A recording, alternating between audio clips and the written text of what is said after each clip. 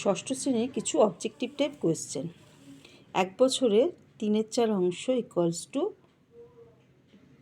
12 গুণ 3/4 সমান 9 মাস।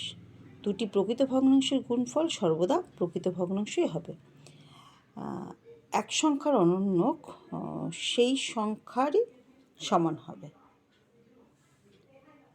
2 গ্রাম সমান সমান 2-এর সঙ্গে 1000 ভাগ করলে 0.002 কিগ্রা হবে। শতকরার চিহ্ন হবে এটা।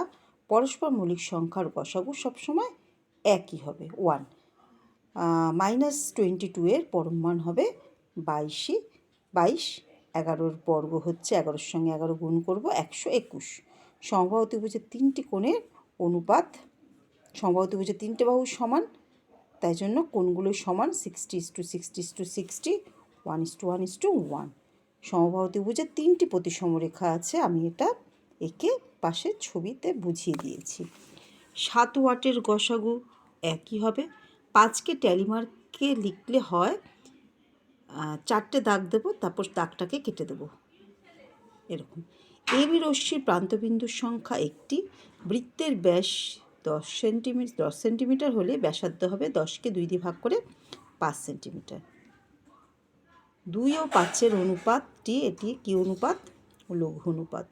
সমকোণী সমদ্বিবাহু ত্রিভুজে 3টি কোণের অনুপাত 90, 45 আর 45 অনুপাত করলে 2:1:1 হবে।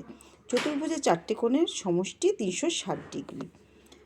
3-এর বর্গের বর্গমূল সমান সমান 3 হবে, এটা আমি বুঝিয়ে দিয়েছি। 3-এর বর্গ 3 হয়, 3-এর বর্গ 3 গুণ 3 9 হচ্ছে, 9-এর বর্গমূল 3। 5 দিন আর 5 সপ্তাহের অনুপাত। 5 দিন 5 দিনই হচ্ছে, অনুপাত চিহ্ন দিলাম। 5 সপ্তাহ মানে হচ্ছে 5 গুণ 7 দিনের নিয়ে চলে গেলাম, তাহলে এটা 1:7 হয়ে গেল।